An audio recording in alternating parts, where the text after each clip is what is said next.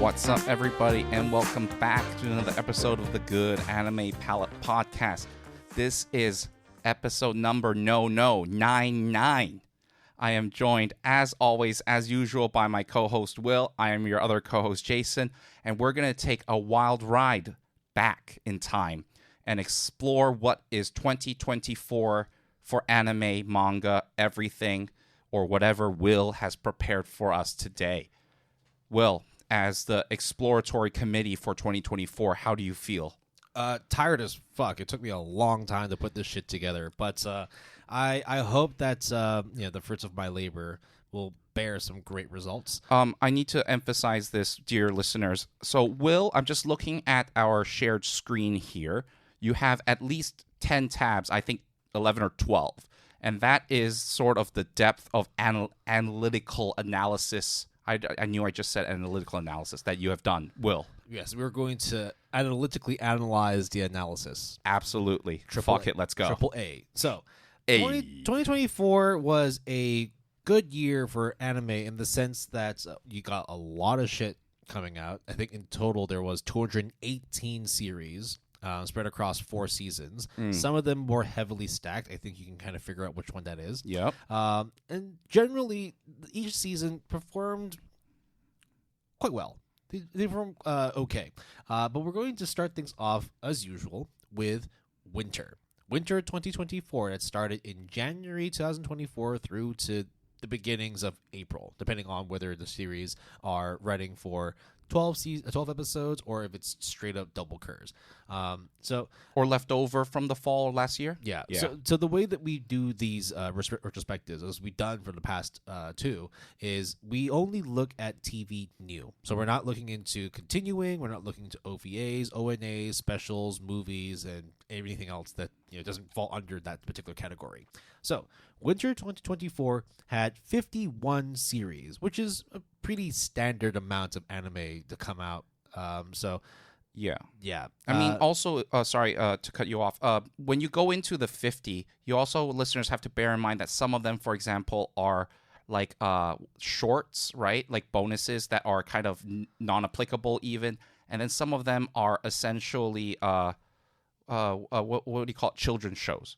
Yeah. So some shows, for example, that are like listed as erotica or as kids or as, of course, hentai, we're not including those. Yeah. None of those. And then, of course, there are some series that are in TV new but don't have a score. So those ones are omitted from this retrospective just because it fucks up the data. That you can't really get an average value when you have null for some of the values, right? We're just talking pure like numbers here. So of the 51 series, overall, 45.1% of the series were a 7 to 7.99. It was a pretty decent showing in terms of if you were watching anime from this season, you're going to get some pretty good stuff. Right. I wouldn't say that like it's stellar, simply because of the fact that the makeup of the 8s are, I think, around in the 20%. I'm trying to get the data up, but for some reason the monitor is not registering anything at the moment. So I'll just ramble for the time being. So there we go. Sorry, not 20%. That's the other way around. So of the 51 series, only 5 series reached the 8 and 8.99. There were no 9 and ups on the My Anime List charts for Winter. So the 5 series that broke the 8 were excuse me, Kingdom, the 5th season, Delicious in Dungeon, the 1st season of Solo Leveling, A Sign of Affection, as well as The Dangers in My Heart season 2, which actually was the number 1 ranked series for Winter 2024. Now, for context, Winter 2025, as of recording, has, I think, 6 8s. So this kind of registers roughly the same. And obviously, with Solo Leveling, season 2 is out, so it makes sense that there is the same amount of 8s around. Yeah. You'll find out more about in terms of like the trends in like each season as we go, because I have also collated some of the stuff from 2023. I'm not going to open up that sheet specifically. I already imported some of that data into this retrospective already. So the lowest ranked anime for winter 2024 is a very unknown series called Chofutsuken Chiba Tensetsu. It's so unknown it doesn't even really have an English translation, though there is a synonym called The Legend of Supernormal Prefecture Chiba. Dude, the studio is called Super Normal Studio. Such a dope name. Yes. It literally is a studio that was created just for this. It is 13 episodes of 4 minutes each. The shorts. Talking about the extremely ordinary Prefecture Chiba. I think that's it. I think it's essentially a promotion kind of series talking about the Prefecture Chiba. Well, then, okay. So, understandably, yeah, that's why not many people liked it or watched it, because really, what is this, right? Yeah.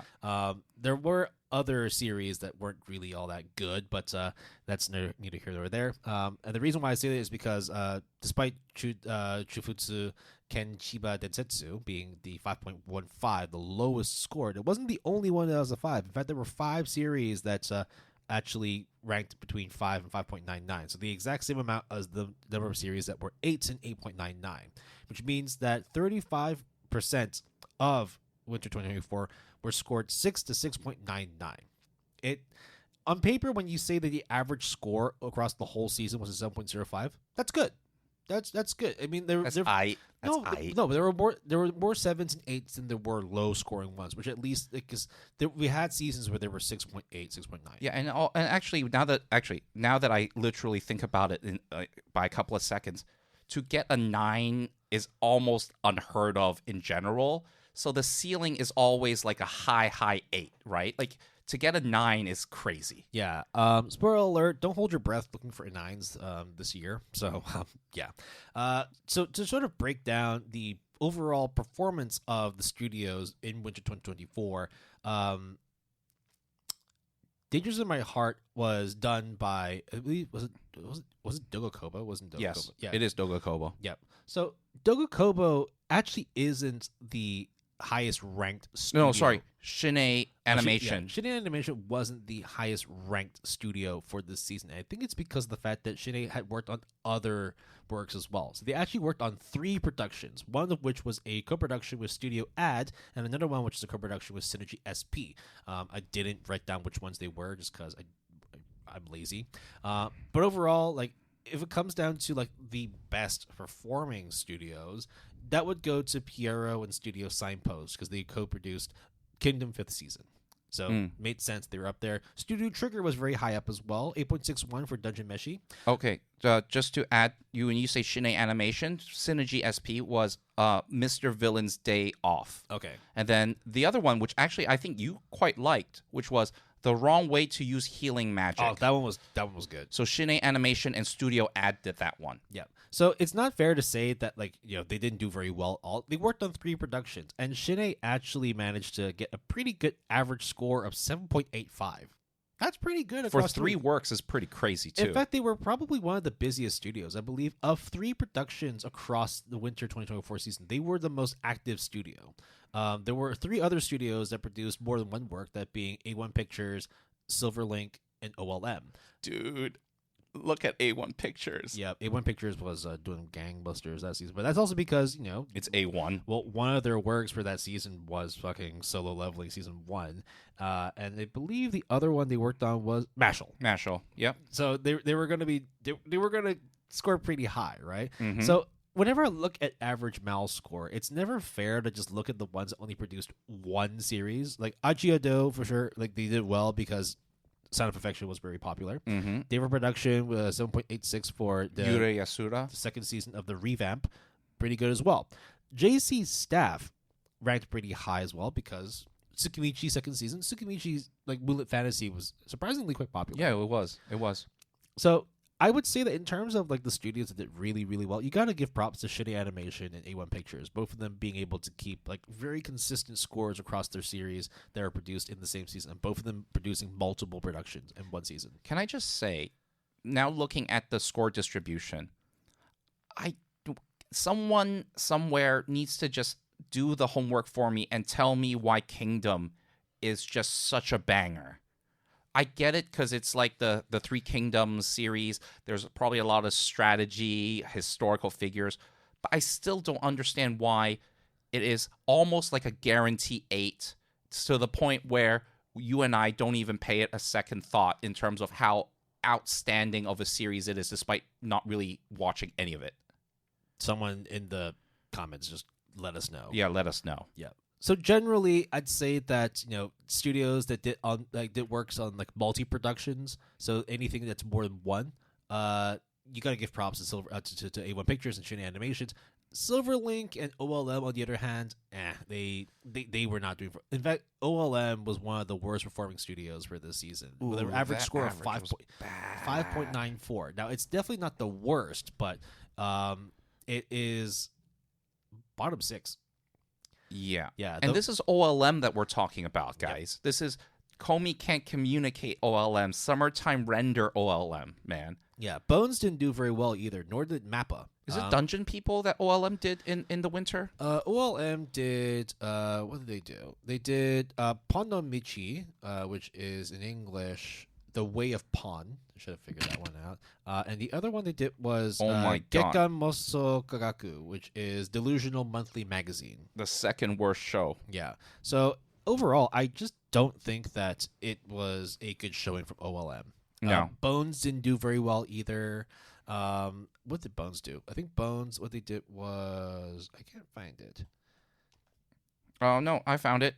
It's the worst show ever. Metallic Rouge. The worst original. No, it's the most frustrating show, I think. It is just I don't know. It's so mid. It kind of got real bad real fast. I don't think either of us finished or even watched any more than just the first episode, right? Yeah.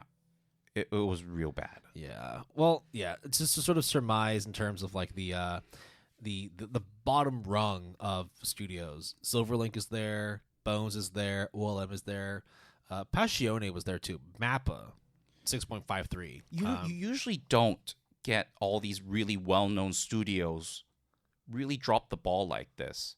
So is it because, and again, we have no idea, is it because like they just have their B team or their off team while they work on the majority of their time on like the super hype projects? Like, yeah, it's probably that. I mean, Buchigiri was the original that Mappa made. And we kind of thought it was okay. Yeah, then you had the original from Metallic Rouge. I think, again, originals too, right? Mm-hmm, it's always hard to drop a banger, though you will expect some good banger originals every now and then. But yeah, Winter performed what you would have expected it to perform, and we'll go into that a bit more when I do like a full analysis of the year and compare it to 2023. So we'll move on to spring 2024. Now, there's a little bit of an uptick in terms of the amount of series that released, 55, with the lowest score being 5.2 for The Banished Former Hero Lives As He Pleases. The highest one being Sound Euphonium 3. Woo! That was the best ranked anime series that released in spring 2024. So on average, this is where again you expect the uptick again. 7.19, definitely a lot higher. 40% of the season were ranked 7 to 7.9. 12 of them were 8.899, so that represents just over 20%. 32 point, let's call it 33%. A third of the season was ranked 6.699, 6.99, and only 3 series were in the 5.99 and below. Overall, this was a season that also saw things like Girls Band Cry, a really good original. I think Jellyfish Can't Swim at Night will also release this season too. So I knew you had mentioned that, and I think we should talk about that because when we first were talking about the seasonal, and then looking at it now that all the scores have kind of settled down and did the post-seasonal shift, it is very, very clear that Girls Band Cry is like a step above Jellyfish. Which, to be fair, Jellyfish 7.78 is still very high, but 8.39 for Girls Band Cry.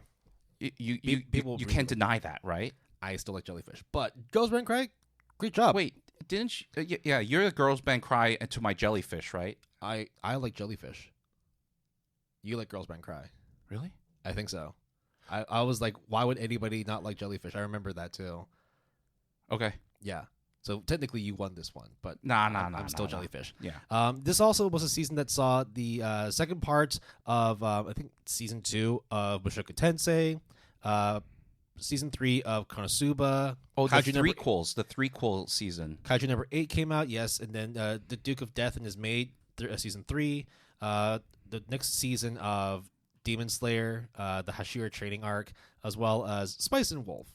Then we also had the Fable cracking 8. So 8.09. Thank God there is a seinen that actually knows what it's doing. And also, look, in the beginning, right, we were kind of all right about the production. I was a little bit more, I'm not a little bit, I was way more unhappy or like whatever about Tezuka Productions and the Fable, especially because I like the manga. You love the manga. I finished it, yep.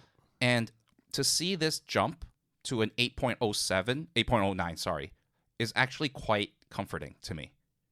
You know? When looking into the amount of productions that are done across all the studios, a big jump in multi-production studios. So I think a total of 11 studios have produced more than one work. That included 8-Bit, which is the highest ranking of the 3. So there were two studios that did 3 productions. 8-Bit with an average score of 7.58 across 3 productions, and Studio Dean, which did 3 productions, but a lowly score of 6.48. One of them being a co-production with Marvy Jack. More on that later. Marvy Jack kind of shows up a fair amount throughout this season. Then there were also studios that did 2 works. Cloud Hearts, Cloverworks, JC Staff, Leiden Films, Okuruto Noboru, OLM. OLM is still not doing very well, by the way. 6.66 across 2 productions, and one of them being a co-production with Dongwoo A&E. Sounds Chinese. Or it could be Korean. Or could be, actually. Yeah. Silverlink is there too, Yokohama Animations, and Yostar Pictures. What you'll find is outside of the usual suspects, right, like Cloverworks, JC Staff, and 8-Bit, who do a lot of works and all that, the rest of them who did multi-productions didn't really do all that well. I think Yostar did all right. Okuruto Noboru did all right. But yeah, generally, multi-production studios, you'd have to have a big enough team, and each team being talented in their own right to be able to produce high-quality works at a multiple level. And I think when we look at the anime that premiered in spring, there are some shows that I thought were going to swing one way, and it totally did the opposite. For example, Slime Isekai Season 3 is a 7.68. That's kind of crazy. Yeah. It's low for its standards. Yeah. And then when you look at, I was quite hot on a thing called a condition called love. I read the shoujo manga. I thought it was all right. It got a 6.74. And then when I look even further, Unnamed Memory, which should be airing Act 2 right now, and I think it has a very good score with Act 2, has a 6.71 for its first debut. Actually, the one that there were 2 that I was pretty surprised by. One of which is Grandpa and Grandma Turn Young Again. 7.47, which is very high for what it is. Yeah, remember when we watched it, we're like, oh, it's good, but it's like a slapstick slice of life kind of thing. Maybe it evolves into something more. Yeah. The other one I'm very surprised by is Oblivion Battery by Mappa, the baseball. Oh, baseball one, yeah. Yeah. It's actually very popular. So popular, in fact, that the opening by Mrs. Green Apple is one of the most played, most streamed. Yeah. Yeah. For me, one of the worst and unfortunate disasters is Whisper Me a Love Song. Now, Whisper Me a Love Song ended up being a 6.67. And the reason why, in my opinion, but with 86K people, which for Girls Love is pretty significant, the reason why is production. It got delayed, and then there was some drama that happened, and everything got released way late, and everyone just review bombed it. Obviously, the source is way, way better, and I really like the manga, but it just goes to show that sometimes you can never tell how things will swing. I mean, Slime Isekai, you would think is a surefire hit, right? 7.68, like, on any other anime, it's pretty good, but when your previous season was an 8.31, that's a massive drop. Yeah, it's just not. It's not going to swing, bro. Yeah. So top performers of 2024 spring were Kyoto Animation, of course, with Right. Sound Euphonium. right? Like Mushoku Tensei for Studio Bind, Toei Animation, Drive did really, really well. That's because they picked up Konosuba. And the rest of it filled out with Production IG. UFO Table is the one that is the most like, what's going on here? Because if you're working on Demon Slayer, you expect that shit to be popping. But I think because of the way that they're arcing their stories with Hashira Training Art being one of the more slower paced, like not as hype seasons, 8.12 is still really good. Right definition, it's very good. But by Demon Slayer standards, you might want to wait for the next season. I mean, I'm sure you'll watch this one because if you're watching Demon Slayer, need to, basically. you need to. Mappa did all right as well, 7.51 with Oblivion Battery. JC Staff, 2 Productions, 7.48. So generally, I'd say that like the usual suspects are there, and they're there for a good reason. And there's not a whole lot of stuff at the bottom, which I would say like, wow, that's very shocking. Like Barbie Jack, TMS Entertainment, Shin Animation, L'Esprit, Dumb America, the ones that Wait, say that again? Dumb America. Okay, I thought you said Dumb America. No, Dumb America. Which also checks out, by the way. Polygon Pictures just manages to miss out on the bottom 5. Polygon Pictures just can't catch no breaks. It's tough. It's not like I love them as a studio. It's just that I liked Ajin a lot, so I always kind of root for Polygon Pictures. You know how I feel about Polygon Pictures. I still like Knights of Sidonia, though. It's the studio that wishes it was orange, but it's never going to be orange. Yeah, unfortunately. Yeah. One thing I will say about Demon Slayer, now that we know afterwards what has happened, was the final arc of the entire series, the Infinity Castle, the big bad, the final arc, has now been split into a film trilogy. So in order to really get to the point where the film trilogy starts, you just had to, because the training arc really was extremely short. Yeah. And you'll probably find that when those movies do come out, you're not going to be seeing them on our retrospectives because, unfortunately, due to stipulations, we don't do movies. Unless they get cut, like Mugen Train, though. Yeah, if it does, then yeah, but even then, I think like Mugen Train, the TV version is going to be a little bit lower. Right? Yeah, for sure. It wouldn't be a fair representation. No, it wouldn't be. But overall, I think like nothing super surprising in terms of like the best performing studios, the worst performing studios, multi-production stuff. Like you fully expect the likes of Cloverworks, JC Staff, and Silverlink to be working on lots of OLM. 8-Bit was a bit of a surprise. I did not expect 8-Bit to be producing the most, yet also of high quality as well. Because 8-Bit did the 3s. They did Yuru Camp Season 3, Irregular High School Season 3, and I think they also did... Oh, you said 3 productions, right? Yeah, they did 3 productions. Eurocamp, and Slime. Slime, okay. Yeah. So those are all really surefire hits. Yeah. And all of them were like, around like the high 7s. Yeah. So 7.58 is very much like where it deserves to be. So if you were to say like the best performing studio, I would probably give it to 8-Bit simply because they produced the most and they kept things consistent. If you were to just go by pure raw score, then you can't complain about KyoAni being number 1. Yeah, no. There's no way. It's Sound Euphonium. Yes, it's a 3-quill, but it's Sound Euphonium. Exactly. Right? It's popular and it's got a 3rd season for a reason. And it's a hiatus for so long, man. Yeah. So you watched it, right? No. Okay. Just speaking on behalf of all the Sound Euphonium fans. To be fair, I did watch. I'm going through the movies to get to season 3. Okay. Moving on to summer 2024. Now we've dropped back down a little bit. 51 series, with the lowest being 5.33. A series called 0 Years Old Child Starting Dash Story. Now you're thinking, what the fuck is this? Well, don't worry, Jason, because 0 Years Old Child Starting Dash Story has a 2nd season that premiered this season.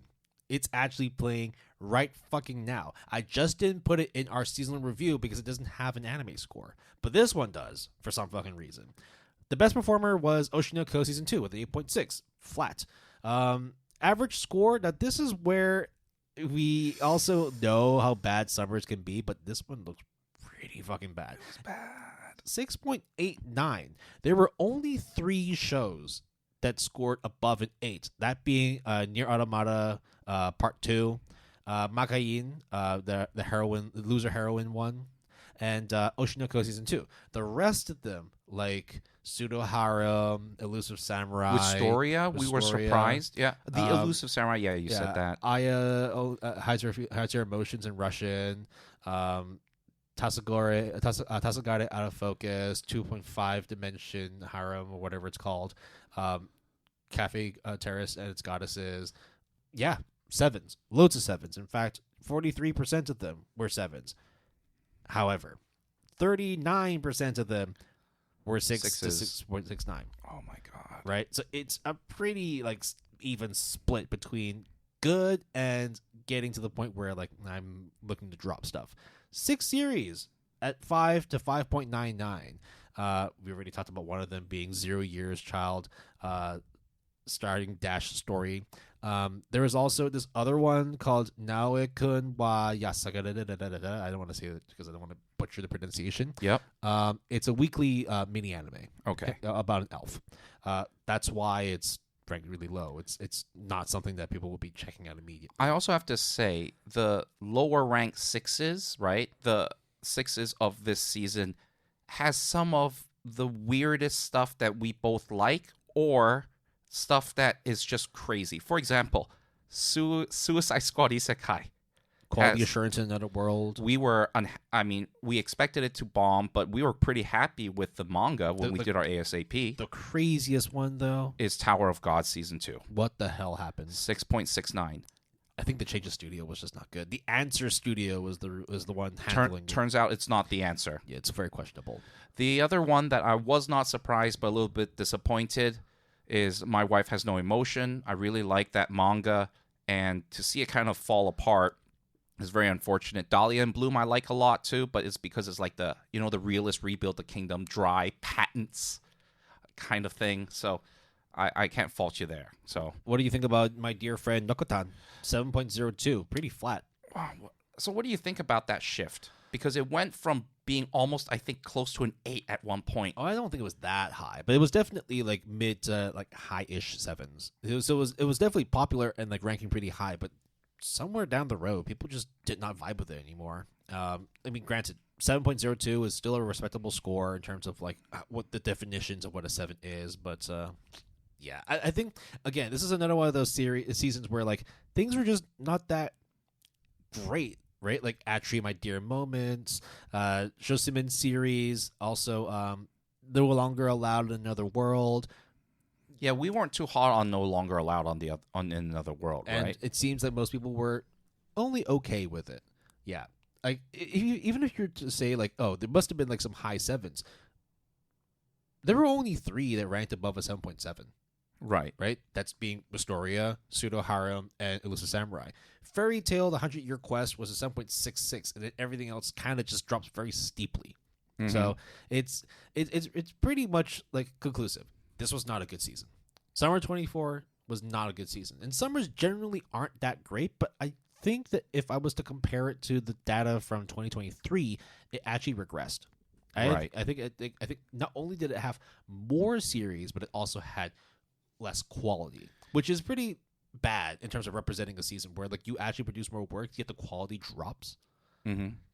And honestly, this might sound really like we're beating a dead horse. The Tower of God Season 2 is what the fuck? How could it be possible that this would be as bad as it says? As bad as it was, sorry.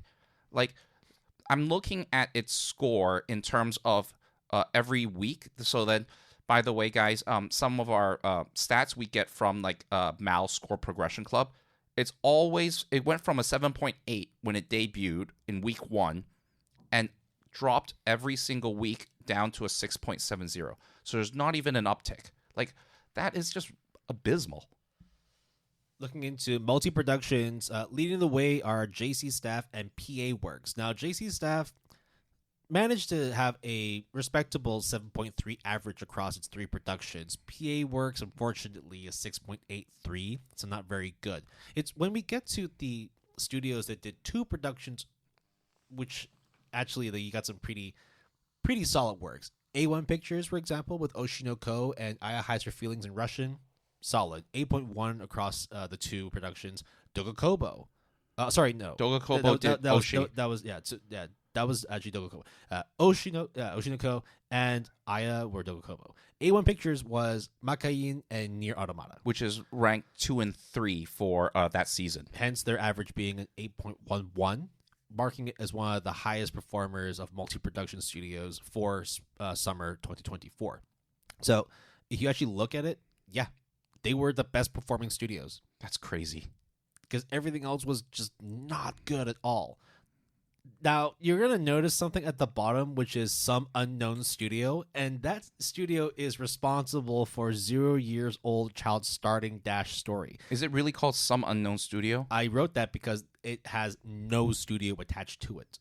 Nobody knows who did it. Let me see this. It's actually bewildering. I can't find it. I looked it up on Wiki. Can't find it. It just says unknown. If you can find it, I can change it. But until then, No, I mean, yeah. you can't find it, right? Yeah, no, it just says unknown. It literally says unknown. And a lot of the other stuff there is like at the bottom you'd expect, right? Satellite, Elias, Gecko, Gaina, Aqua Aris, Ilka, because of Yami Shibai.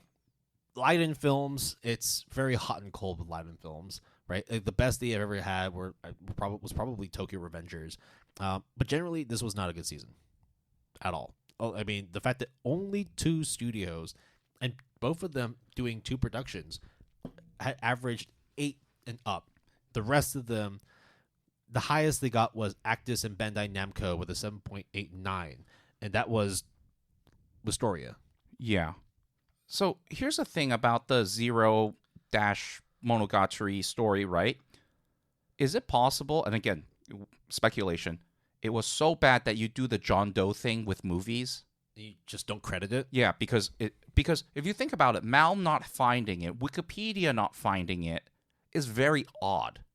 That the only thing that I can think of is they didn't want to credit themselves. All I can find on Wikipedia is it premiered on TVS, which is Saitama Television. Like, I don't know. Well, guess what? It's airing a second season, so there must be some level of interest in it. I don't know. I don't know. Or it's money laundering, or maybe they just needed to produce something. I don't know. Yeah. Whatever it is. Whoever's making this, because even season 2 does not have any credit on who the studio is. None found. No licensors, no producers. It just what is this? I don't know. Is this the Masigno? Maybe this is Zero. It's a Masigno. It's just a glitch in the Matrix. Yeah, maybe it is. So overall, if you had watched, if you remembered listening to our episode for summer 2024, it was not a fun time. Yeah, it was rough. It was super rough. We literally like scraping the bottom of a cavern, just trying to find good things to watch. I mean, right? we said Elusive Samurai was our MVP, I think. Yeah, and even then, it was still only like top 6. Yeah. Pseudo Harem was not great. Aya Hides Her Feelings and Russian was good, but Makine was your basically number 1. Yes, I really liked Makine. You can't argue against Oshinoko, but everything else was just not good. I think Wistoria was surprising, but it's not surprising in like, oh, it's so fantastic. It's surprising as in I did not expect it to do good, but it turned out to be pretty okay. It was pretty okay, but that's because it was just warming up the seat for fall 2024, where, a certain Dan just fucking blew everyone out of the fucking water. It's crazy, dude. So, 62 series for fall 2024. Yo. That's where everybody put in work. So, the lowest scoring was a 5.62 for Hagakura. I'm not even looking it up. No shit, Sherlock. The highest performing one was Bleach, 1000-Year Blood War, The Conflict. Followed up by ReZero Season 3 and Dandadan.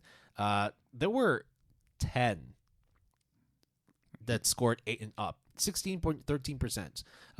27 of them were ranked 7 to 7.99, and then 20 of them were ranked 6 to 6.99. So average score 7.16. Now, because there were more series, it does mean that the likelihood of having more series ranking below a 6 was also higher. 5 series ranked 5 to 5.99, and those being along with Hagakura, there were a lot actually. No, because it was roughly 5% before, right? Yeah. So now it's like, I mean, not double, but it's like 1.5 times. Yeah. So essentially, there's Mao-sama Retry, Hamadashi Creative. There's also this one called The Stories of Girls Who Can Be Magicians. The healer who was banished from his party is in fact the strongest. but the one that's like, wow, how did it end up here? Oh, Dear no, God. don't say it. Don't say it, please, please don't say it. I know what you're gonna say. Don't say it. I'm so sad. We will then look into the stats of the studios that produced stuff during the season. Now, the number one by far in terms of number of productions was fucking JC's staff, producing 5 series. One of them being a co-production with Studio Moe. They averaged 7.15, which was spread across 5 series. Pretty decent. The one that I was actually the most shocked by was Felix Film had 3 productions, one of them being a co-production with Gakru, and they managed to average a 7.51. Now, I will be honest, I don't know shit about Felix Film, but they did some work like MF Ghost second season. Which is Initial D, a sequel, essentially. They did the Notorious Talker, and they did the one where you like the opening a lot. The I Am Your Maid. Oh, you're my servant. Yeah. So there's that. I mean, one of the things that I think is undeniable about this season is, unfortunately, there is just so much stuff.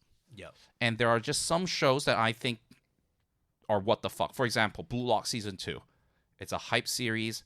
The animation was horrendous. I don't know if it kind of picked up later on, but it wasn't great. Yeah. But when you look at the top performers, right? Piero Films, which is not Piero. Essentially, they split and made a subgroup, a sub studio called Piero Films, just to work on Bleach. That's crazy. Yep, and it averages 8.74. Because it's the highest, right? Other ones there, White Fox, Science Sario, Shuka, C2C being Shangri-La, Mappa, Toei Animation, Leiden Films. There we go. Leiden Films being back up on its perch, right? 7.99 despite posting a low 6 in the previous season. Sunrise, Telecom Animation Film, Madhouse, Damn Media, 8-Bit. So Madhouse, right? With Orb. I have to say. Orb. Orb is dope. Orb is dope. Orb is Orb, dude. Yeah, man. And I really think that Madhouse is really coming back in full swing. I'm really happy to hear that, you know? Yeah. So overall, this season being a 7.16 average, things are back on track. Yep. Right? The doldrums of summer 2024 being a average of 6.8. No, yeah, 6.89. Jesus Christ. I don't remember if it actually regressed. It might have actually regressed because now we're going to go into an overall encapsulation of 2024, and I've also done I believe I've done a little comparison between 2024 and 2023. I will double check. I think I did read it somewhere. Yeah, I did it on some stuff. Anyways, so fall 2024. No, not fall 2024. All of 2024. 219 series, overall annual average of 7.07. Very flat, okay score. Yep. Now, this is where we need to look into the studios themselves because do you want to guess which one was the most active studio? JC? With 11 productions. 1, 2, 3, 5. And they averaged a 7.31 across the year. That's crazy. Right? That is so crazy. In fact, they were like, I'd say they were rock solid. Right. 11 productions. Yes, they had some stinkers throughout the way, but like you can't have everything be a banger, especially when you're producing nearly like 4 productions every fucking season. You can't be Mappa and also have staff turnovers and people dying of overworking and stuff like that, man. That's crazy. But JC staff having 11 is both unsurprising and also surprising. You know what I mean? It's terrifying is what it is. Yeah. My God. Holy shit. Studio Dean also is coming back in full swing, too, despite, the score. It makes things, like, very... I don't know, like, Madhouse back then versus now. JC staff back then versus now. What was it? Studio Dean back then versus now. I always feel that like they are the OGs of the animation studios, and they're still not only just kicking, but they are kicking down the doors and being in full swing.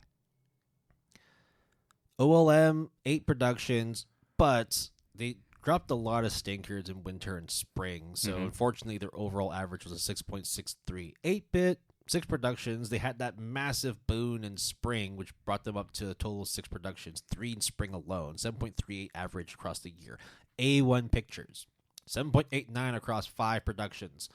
Toei Animation, makes sense, they're huge, right? But 7.97 across 4 productions. I'd say, like, in terms of, like, the studios that did some multi-productions, you can look over on this side as well.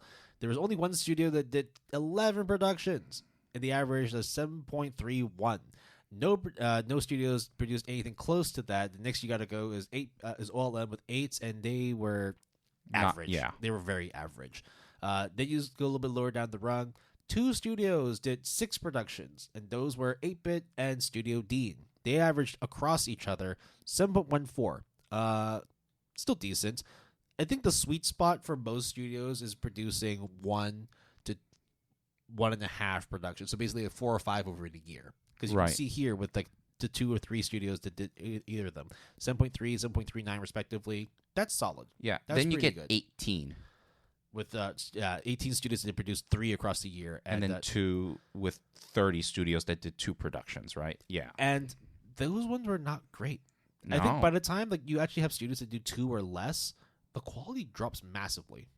It goes down to a 6.9 and 6.93 respectively. So 75 studios. Again, this is not factoring in whether it was solo productions or co-productions. I just was lazy. Yeah. But generally, if you worked on one thing, you didn't have a very good year. Right. And it makes sense because a lot of times when you do like when you have one production of the year, you're either a UFO table or you're a trigger and you only work on one a QSO animation, or you're a support studio. Right. And you're working on something like, for example, like Card Fight Vanguard, where it's yeah, right, and it's like they always have like one season that comes out every 2 seasons, right? Yeah. That's the other thing where you are just a support studio and therefore like you're probably not working on something that's super great. Also, when you think about it, right, if you have 2, let's say you have a split curve, that counts as 2, right? You would count that as 2 productions, right? Yeah. Yes, especially if it's 2 entries, then yeah. Yeah. It's I mean, hard to really say if it is a separate production or not because they are the same thing. But we're not going to go that. Yeah, no. So the worst performing studios, I'm not even factoring Some Unknown Studio because fuck that studio. Super Normal Studio, Marvy Jack, Wolfsbane, Bloomsy, Aqua Aris, all below 5.47, all below 5.5. So when you see here a lot of these studios, it makes sense for them because either they're not really well known or they work on like really small productions like Studio L, Fugaku, Akatsuki, Gaina, Ilka. Or they're support studios that trying to make it on their own. Yeah. I think you had to go to I would even throw Polygon Pictures in there because they only worked on 2 things and they were both not very good. Honestly, Typhoon? TMS Entertainment was the one which I was like, wow, because they're huge. They work on big productions. And they're doing good, I think, as of recording. Like, for this season, they're doing pretty good. But they didn't do very well last year. Ugh. 6.26. Not good at all. So, yeah. There is, of course, a comparison between the 2 studios, between the scores of 2023 and 2024, but I did them specifically in terms of studio performance, not necessarily seasonal performance. But I can give you a quick rundown on how each season actually performed. So, winter 2024, we mentioned it was an average of 0.05 across 51 productions. Winter 2023 had 54 productions, and that one averaged 7.17. Okay. Right? That was because of the fact that season they were helped with the likes of Vinland Saga 2, right? There were also studios like Mappa and Bones and PA Works and KyoAni just crushing shit. Shout out to Anonymous for that theme song for Vinland Saga Season 2. Yeah. So, going into the spring comparison, so we saw the uptick in spring 2024 going up to an average of 7.19 across 55 series. There were actually a lot fewer series in spring 2023. Only 48. But it was helped with the fact that there was Demon Slayer that season. There was Oshinoko for Dogakobo. They produced fewer 8s, which means, of course, because of averages, it doesn't really affect it all that much. But it actually performed worse in 2023. So 2024 spring was actually an upgrade. It went up by 0.07% in terms of the average ranking, their average raw score. So 0.07 is not a lot at all. It's turning it's turning a B minus into a B minus plus. Yeah. Not quite a B. Yeah, I know what you mean. Yeah. Yeah. So it's still an upgrade though. A win's a win. The thing as well is the fact that there were more productions as well. There were 7 more anime series in 2024 spring compared to 2023 spring. So the fact there were more, yet the average went up as well, that's decent. Yeah, and especially when every once in a while, Will, you and I always have that conversation of, isn't the market just oversaturated all the time? Mm-hmm. Yep.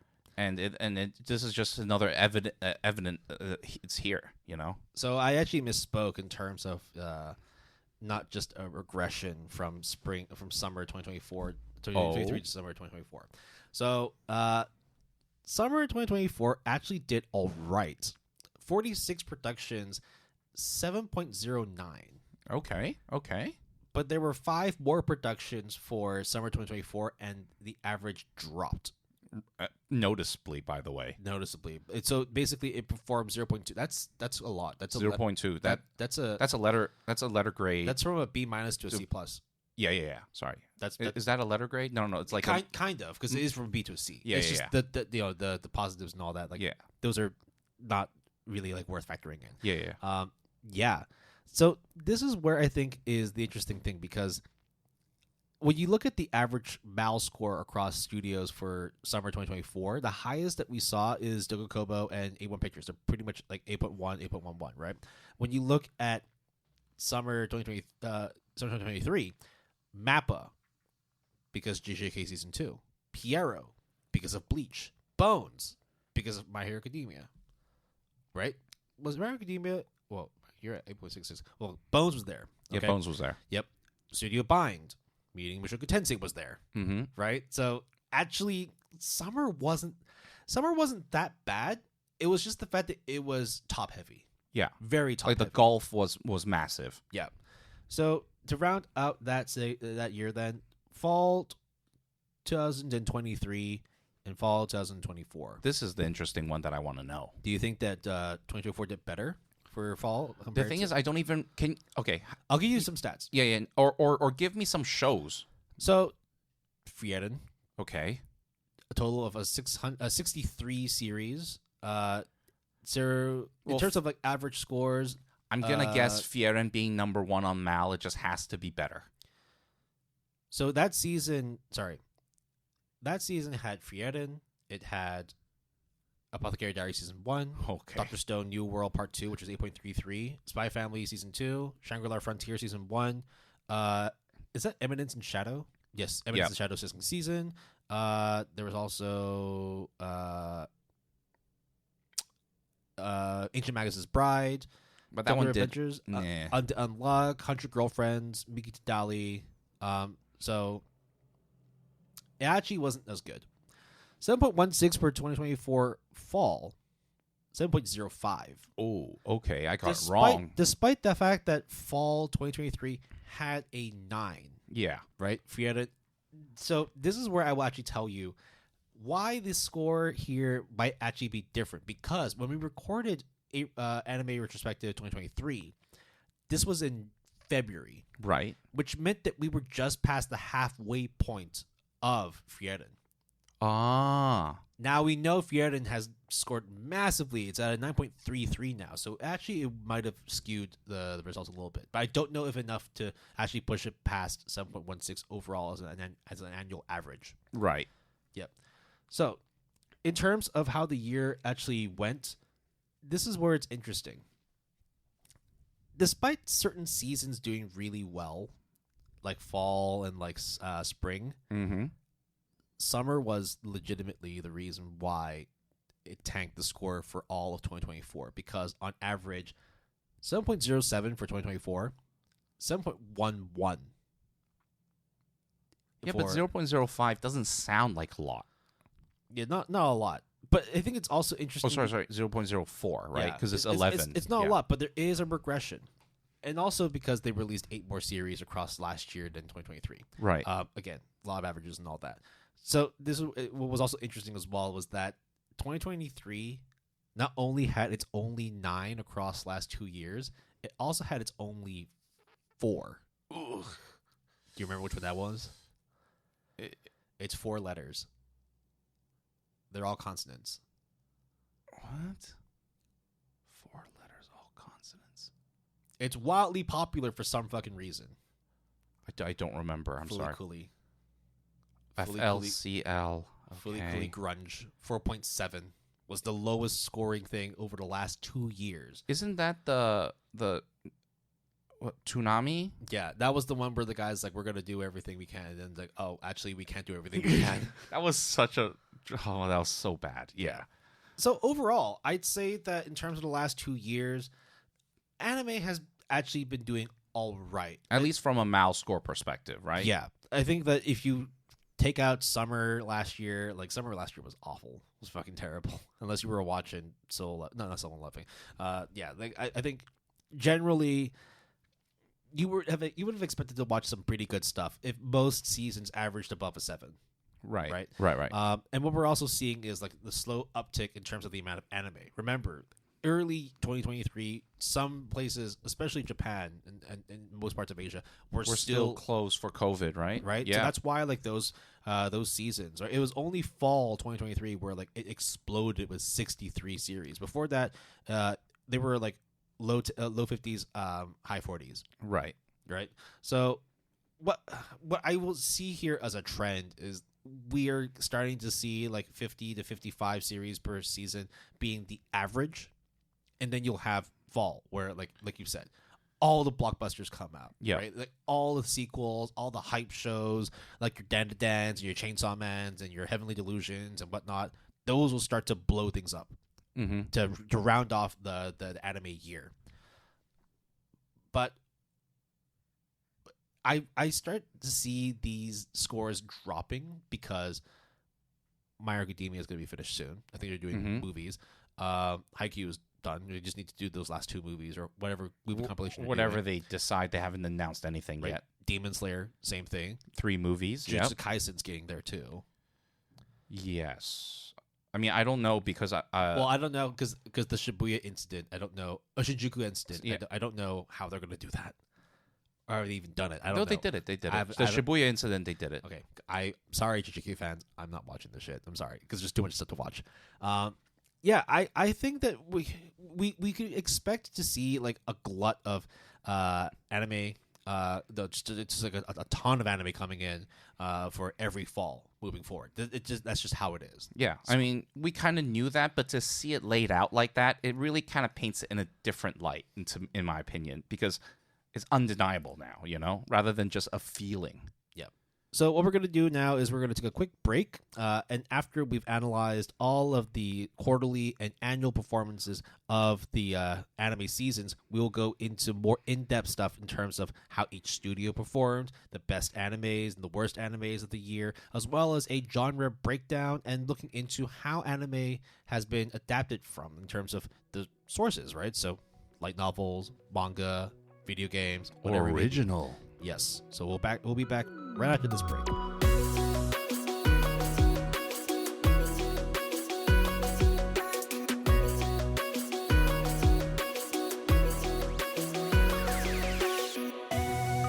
We're back with the second half of our anime retrospective of 2024. This is still episode 99. Jason and I have been looking over these numbers and getting lost in the sauce because there's a lot of shit to break down. But we got to continue because we only just looked over the surface. We're now digging deep into the genres, the studios, and the adaptation sources. So we had to look over in terms of how generally the year had done. But what we're going to do now is actually look in terms of how each studio had performed over the course of 2024 and comparing it to how they performed in 2023. So I have put together a list totaling the amount of productions that they had throughout the year of 2023, 2024, averaged their scores over those 2 years, and then produced differentials between the amount they produced and the score averages they had. And for audience, you did something interesting with a certain column. Yes, because there were certain studios that just didn't produce anything. Right. in a certain year, whether that be 2023 or 2024. So, for example, Okuruto Nobura, White Fox, Hayabusa Film, Studio Mother, Studio Voln, Science Saru, I think Candy Box. Atelier Pontac. Pontarc, yeah. We've heard that before several times. Yeah. So I'm not going to look into the amount of their score differential there because there is no comparison. Right. But there were a lot of studios. In fact, there were a total of 83 studios that only produced one work over the course of the last 2 years. Or not. No, more like they only released stuff one of the last 2 years. Right. Okay. Right? Because some of them might have produced 3, some of them might have produced 2, but they kept it within 2024 or they kept it within 2023. Right. So I think that basically they used like one off year to recuperate or to focus on a specific project and then release stuff in the other respective year. Which makes sense if you think about it from a planning perspective, right? Yeah. So for example, like Bug Films, relatively young studio, they did Zom 100. Yeah. Right? Yeah, they did. Yeah. And Zom 100 is pretty good. 7.89, I believe. So you also had other studios like White Fox that only released stuff last year but did nothing for 2023, which meant they spent all 2023 prepping and releasing stuff for the subsequent year. Then you now go into these studios. Whoa. So What? yes, certain studios only produced one production across like 1 year and then another year. But there are some studios that legitimately just glowed up. Like they did well. So of course, starting off with Studio Nomad, Agiato, Actus, all these studios only produced one series in 2023 and then one in 2024. They improved massively. So Nomad had produced a series in 2023 that only scored a 5.83, but the year afterwards they produced something that was a 7.85. I'm not going to write down or look for it. You can look for it if you want. But yeah, basically they produced something that was 35% better than the first thing they released in 2023. Actus, same thing. They had a 30% score improvement from their 2023 to 2024 production. Agiato went from a 6.67 to an 8.22. Toei Animation is the one that is crazy because they produced 7 series, 3 in 2023, 4 in 2024. And yes, they produced one more series, but they also averaged almost 20% better the year afterwards. Then you've got a bunch of other studios that also had some pretty good double-digit increases, like Studio Nut, C Station, Gaina, Signal MD, Umeda, and Passione. There are some studios that like had a bit of an increase, but they still didn't do very well. Like for example, Yokohama Animation Laboratory, they produced 5 in total across 2 years, but they only went up by 10%. Studio Dean produced 9 series across 2 years and only went up by just over 9%. A1 Pictures is the one that's a bit disappointing because they produced 4 and 5 respectively across 23 and 24, but their average increase was only about a 5%, meaning that they were consistent, but they weren't making a whole lot of groundbreaking series the last 2 years. And when I say groundbreaking, I'm talking about things that are scoring like above an 8.5. Right. I think A1 is Solo Leveling, so that's the best they've got. But they also produced like a lot of stinkers over the last 2 years too, or they could produce some stinkers. Project number 9 makes sense that they're there. Daver Productions is the one that I'm very disappointed by. I think Wit Studio too. Wit Studio. This is where I wanted to talk to you about. Wit Studio actually has not been doing very well the last 2 years outside of Spy Family. In fact, over the last 2 years, they're averaging a 6.59 and a 6.75. I don't know what's going on. With Studio, I think it's too small a studio. They're working on one thing that's a surefire win, and they're taking on other projects to supplement the time and the workforce they have, and they're just not producing very good stuff. I mean, if you think about it, right? They did Dear Friend Nokotan. But I think, in my opinion, the harder one to swallow is Suicide Squad Isekai. Because that's the one where I would think is, in like an executive's opinion, it's like, oh, Suicide Squad are successful. DC, Warner Bros. Exactly. And it's Warner Bros., right? Yeah. And then we're going to do an Isekai version. And to be honest, when we saw the trailer, we were kind of hyped. And then we watched it. But I think a lot of people are like, that's kind of crazy. And then it just dropped the ball, unfortunately. Yep. I think in terms of the studio that did really, really well, you can't really look past Kyoto Animation. Kyoto Animation It's one. But they kept it consistent.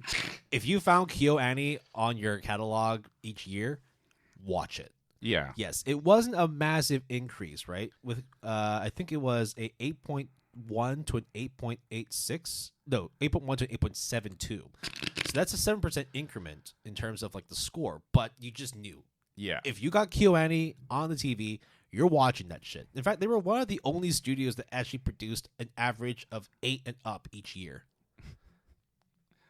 That's crazy. But I think like that puts everything into perspective. It's not down to the amount that you do, nor is it the type of works that you do. Kyoto Animation is one of the rare studios that you have in the anime scene in that they have their own production committee. Yes. They have their own anime and manga conventions. Yes. In which they can then not outsource, but get people to submit works and then work with them to produce quality work. And don't forget, they're unionized, right? Yes. And also the tragedy and their bounce back is crazy. And one of the few studios where they actually have salaried staff. And people actually say, I like it here. Where they get benefits. Yeah. Right? It's kind of crazy. I don't know, but then, okay, so here's the thing. We'll never know how much money they made, right? But the thing is, right, despite, and this is something that I learned from a video that I watched before. I'll credit it at some point. But because the fact that a lot of their production committees are themselves. Yeah. No matter how little money they actually make, they pocket it. Yeah. So that part helps. The fact that they're able to control the means of production and also distribute it themselves. When did Chainsaw Man came out?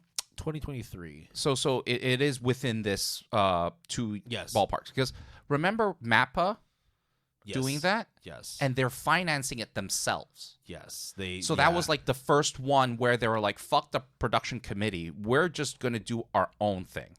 And I think we were talking about it where it fell below expectations despite a success. Yeah, you're gonna see Mappa show up later on. It's not great, but yeah. So sorry. We gotta continue with the props for Kyoto Animation. They are literally the only studio, despite only releasing one work at a time, above an 8. Yeah, and I think on the other side of that, if we go why successful but so many productions, you can't look away from Toei Animation. You just can't, right? No. It's so massive, but I don't know. I just remember when we think of Toho Animation, we're pretty solid, right? With like, for example, Kaiju number 9. When we heard about Toho Animation, we didn't even know about Kaiju number 8. Kaiju number 8, sorry. That's Project number 9. Yeah, that you know exactly what I was thinking. Yes. The Kaiju number 8. When we heard it was done by Toho Animation, we just didn't even have to worry about it at that point. We're just like, oh, it's in good hands. JJK, it's in good hands, So, Toho Animation Toei Animation are just great. They're good. They're fine. Studio Dean, they're always there. They consistently produce anime. Yeah, that's what they do. So here's the thing: you and I have not mentioned a certain well-known studio that I'm just staring at right now. Production IG. They've been keeping consistent 2 and 2 each year, with a 5% increment from their 2023 performance to their 2024 performance. But a 7.19 to a 7.57 is like, for what I expect out of Production IG, who did like Haikyuu, Ghost in the Shell, it's a bit like mid. You're wondering what's going on there. It's the big name studios that you're worried about. Cloverworks is another one that's like consistent. 3 productions each year, and they went from a 7.77 to a 7.81. I mean, when you put out Wit Studio like that, and it's like a 6.71 to a 6.87, right? Am I reading that correctly? That's Project number 9. That's Project number 9. They're actually worse than Project number 9. 6.59 to 6.75. Yeah. Holy shit. Yeah. Wit Studio, something's going on there.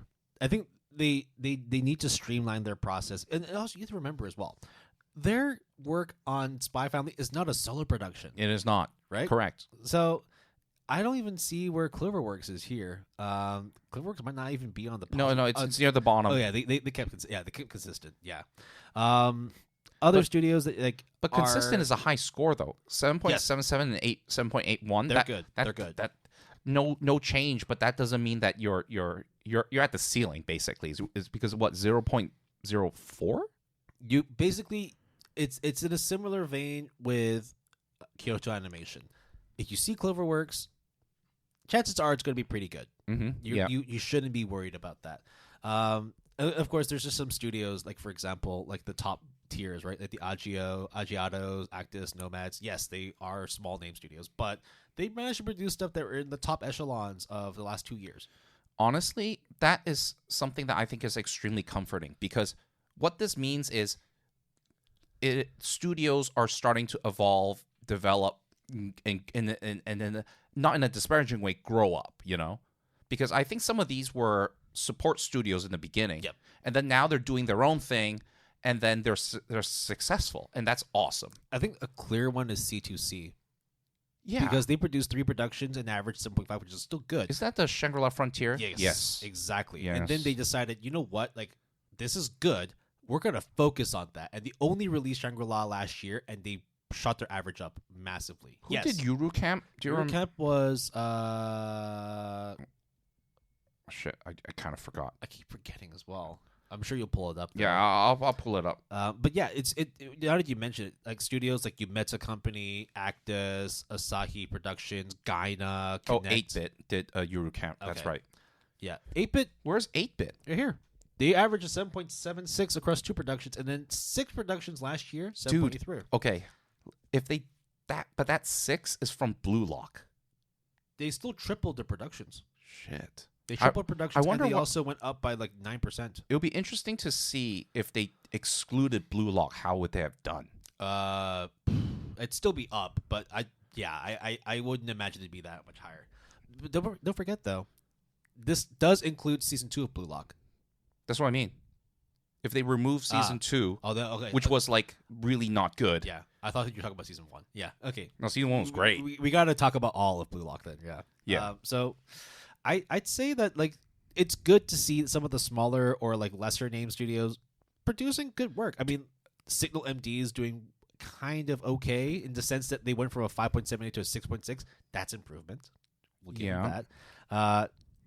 I'd say overall, studios that you expect to do well, they got better, and some unknown studios, it's good to see that they're skilling up the charts. I'll be honest, and again, I'm just like looking at this chart, and I'm just being very broadly speaking, but like the well-known studios that we're talking about, like the Wit, obviously, I would say Project Number 9 is still well-known. I think Synergy SP is well-known. Cloverworks is definitely well-known. Dolakobo. I would say Brainspace, Lurch is well-known, yes. Right?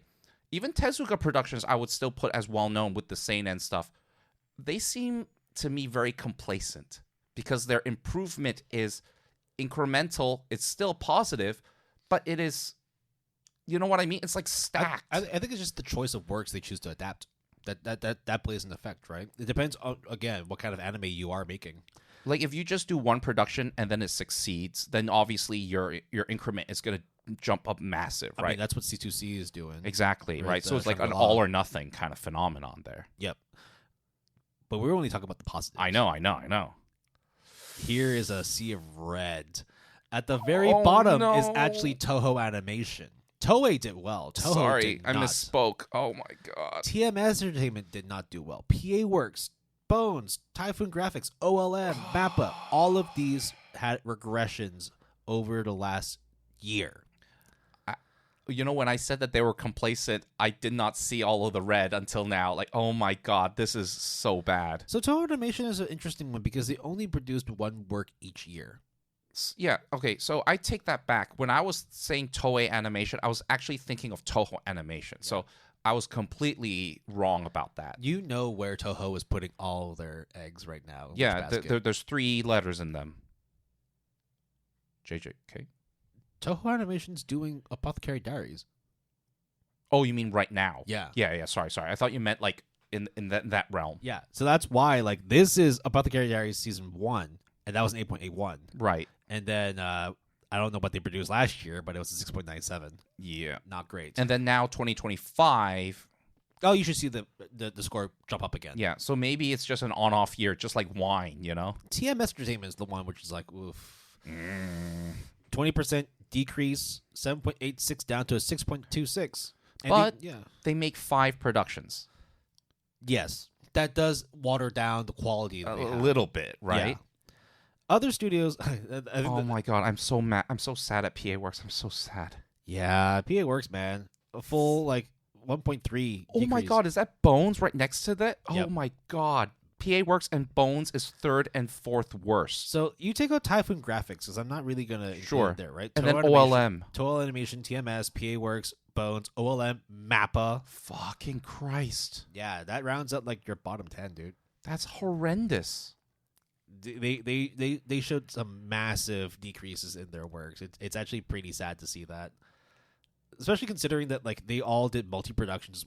OLM produced 14 productions over the last 2 years. So maybe they're just making bank. They're just not making very outstanding bank, Making more money across property. They're diversifying their assets, I suppose. Your portfolio, right? It would be interesting when we do 2025 and then 2024 and then see if we can compare this.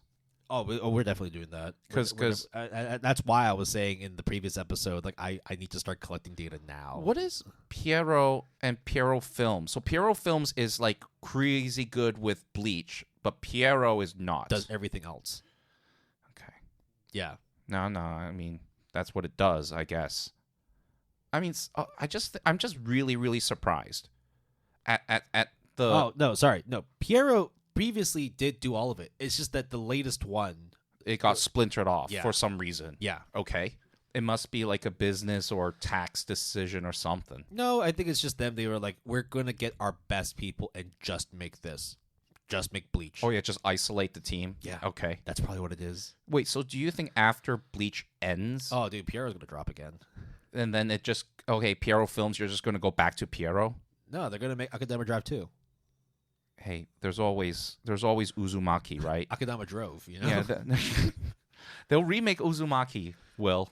They'll remake Uzumaki. Don't do this, man. You told me not to say I know. anime already, and now you're like, but what if? But what if, right? Shit. Other studios that are here in the bottom rungs include... Wait, JC what did Staff? UFO Table do? What else did they do? They only did Demon Slayer. Okay, but to be fair, even though it's in the red... The number is really high, the 8 to 8. They went from the Swordsmith arc to the Hashira training arc. Yeah, but still, they're both 8s, right? I know it's in the negative in terms of differential, but still. I mean, did you see what they did with Entertainment District? Yes. Do you see what they did with the Mugen Train? Did you see what they did with the first season? Yes. It's been steadily going down. It's not their fault, too. It's just the way that the manga's written. I mean, yeah, when you get stretched out over that period of time, right? I mean, the fact that it ended on the fact that it ended is a big deal in of itself. Yeah. Madhouse is, I wouldn't even consider them being a failure. They've consistently 7.72 to a 7.74. Yeah. No, I mean, I would say when you start going into the 5s, yeah, the negative 5.51 down or the double digits, obviously, yeah, it becomes really sad. So Shinei Animation, when they did Teasing Master Takagi-san in 2023 was really good. And then afterward, they made 4 productions, and they kind of shit the bed a bit. Yeah. I mean, let me see what else is there. Satellite is here, too. Yeah. But Satellite, oh my god, Satellite is bad. Satellite is 6s. Holy crap. Look, I mean, listeners, when we talk about the score differentials, and I know you guys can't see what we're looking at. And I also know that the scores for my anime list is not indicative of, for example, the money that the studio makes. And this is just a barometer that we use all the time. But we are Will and I are immensely familiar with the way MAL is scored and structured, whether it is for better or for worse. So when we see a 6 or a 7 or an 8 or a differential, we can then put it into a context, at least from our perspective, right? I think historically as well, whenever we talk about anime, we talk about studios, right? Toho Animation, TMS, PA Works, Bones, OLM, Mappa, Shinei Animation, I guess in a way, Leiden Films too. Big studios. Yeah. I've worked on big things, but the fact that all of them have regressed over the last 2 years is worrying. Yes. It's a sign of two things. One, Layoffs?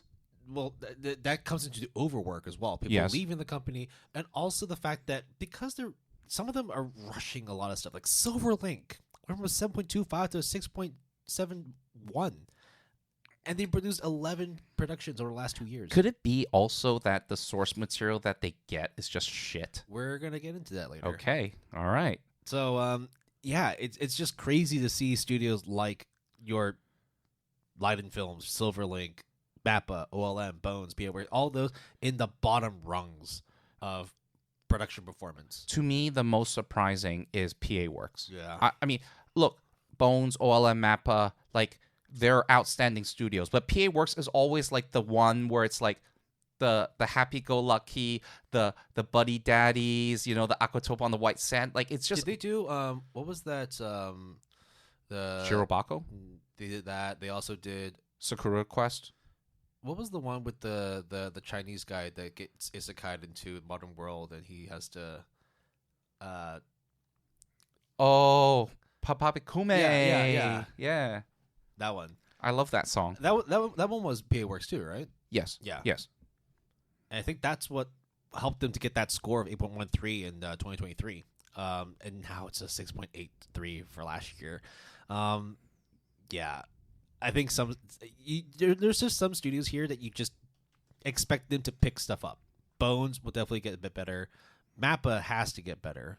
Because along with all the negative press they've had over the last 3 years, this does not bode well for them. Your boy Con Ming, sorry. Your boy Con Your Ming. boy Con Ming. The song you sing, Yeah. that was the name of it. But yeah, I think Mappa is in deep shit. They did 7 productions, right? Yeah. And they're all big productions too.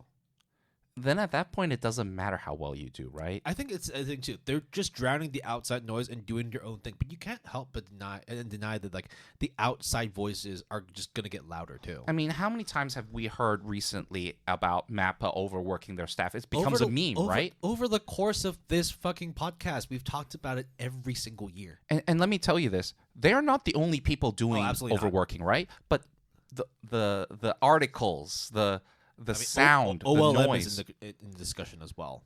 But it's always Mappa that gets the brunt of it. Yeah, no one else gets anything else. It's because they work on the biggest things. Yeah, and then obviously everyone looks at Kyoto Animation on the other side, being like, "Look how awesome they are." Yeah, it's just always been like that. I think Wit Studio is a bit disappointing in my opinion, even though it wasn't that bad. No, but it's still like it was a green, right? But it was like a small green. You would hope for them to start, working on more things. It was small green. It's just that their average scores are below a 7. And Cloverworks too. I think like certain perceptions that we have of studios don't hold up all that well with recent history. And what we're hoping is that this is just more like an anomaly as opposed to a trend. Do you think it's like, in a way, changing of the guards? It is. I mean, like a madhouse to a Mappa back to a madhouse. I mean, that's kind of literally what's happening at the moment. I mean, who would have thought that Dogo Kobo, of all studios, would suddenly be rocking up at the charts? Well, they also got bought out. True. That means Science Saru is on its way up, too. Hopefully. Yeah, I mean, fingers crossed. Fucking Science Saru is like quite the MVP with Dan right now. Yeah. The question then becomes, are they going to keep it up? I mean, they did season 2. They said season 2. So that's happening, but I don't know. I mean, we never expected Science Saru to keep the train going. Times have changed.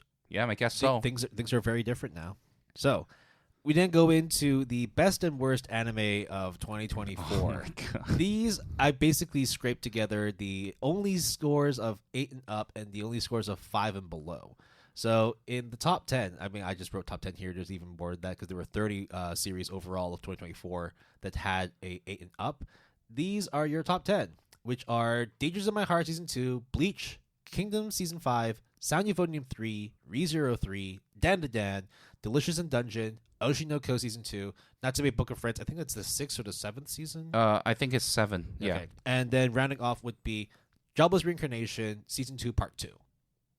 Then you also have stuff that didn't make the top 10, which included Girls Band Cry, Orb, Konosuba, Season 3, Blue Box, Blue Box being there is actually pretty cool too. It is really cool. I Kaiju mean, we number- didn't really talk about Blue Box lately, but it's been chugging along with a double curse, so I'm pretty happy with it. Yep, still ongoing. Kaiju number 8, One Piece Log Solo Leveling Season 1, A Sign of Affection Shangri-La Season 2, Makayin the Loser Heroine 1, Duke of Death and His Maids Season 3, Demon Slayer, Spice and Wolf remake. Yep. The Fable, Rama Half, My Hero Academia Season 6, Raven does not choose its master. Bro, what is that anime that came out of nowhere? Yeah. We paid zero attention to it, 8.06. and then all of a sudden it's here. I don't know what that anime is. I've never. I might just check it out of like morbid curiosity. But everything else up here like makes sense. It checks out. Absolutely makes sense. Danmachi, come on. Yuru Camp, Nier, Automata. Okay, that all makes sense. I think the only thing that stands out to me in I don't know, what would you call it, like your top It's the 30, top 30, top 30 is several things. The first thing is obviously the one that I just mentioned, the Raven one, because it was not even within my radar to figure that one out. Then the second one was, what the fuck is that One Piece thing? One Piece Log, yeah. What is that? I don't know, but 8.29, baby, it's popular. The one that I'm still bewildered by, and I haven't mustered the courage to embark on this journey. What is up with Dangers in My Heart, dude? What is it? It was the best anime of last year, according to Mal. Look, I mean, you and I are on the same boat with how we feel about the initial episodes of season 1. Bleach. It beat Sound Euphonium. It beat Kingdom season 5. It beat Okay, that's the crazy thing. It beat ReZero. Do you think we need to do something like from now on where like at some point we could do like a double take, basically, where like all these shows that we kind of thought was going one way but ended up going the other way, we just check it out and sort of see? Like, you look at this, right? Bleach, Kingdom, what was it? Kingdom Hearts. Kingdom Season 5, Sound Euphonia, ReZero, Dan, Delicious in Dungeon, Oshinoko Season 2, Natsume Book of Friends, Jobless Reincarnation. All of those make sense being in top 10. What the fuck is Dangers of My Heart doing sitting on top perch? No, clearly people see something that you and I just don't really want to either admit. I remember you and I were like very critical of not only the manga, but we were talking about like the first season, like the edginess, and all of a sudden it's like you're like, yeah, it's about right. It's like high sevens, like low sevens, high sixes, ha ha ha ha, and then it jumped. Wow, it's 7.7. Wow, it's an 8. Oh, 8.2. Okay. Oh, well, maybe people liked the way it ended, and now it's just like top tier anime of all time. Yeah, I don't know. It's crazy.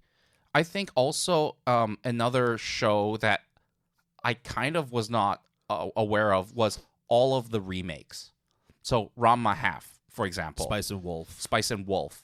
Like, I think Spice and Wolf remake is not necessarily the worst idea. In fact, it's a very good idea given the gap. I think it's just because we were burned by Shaman King.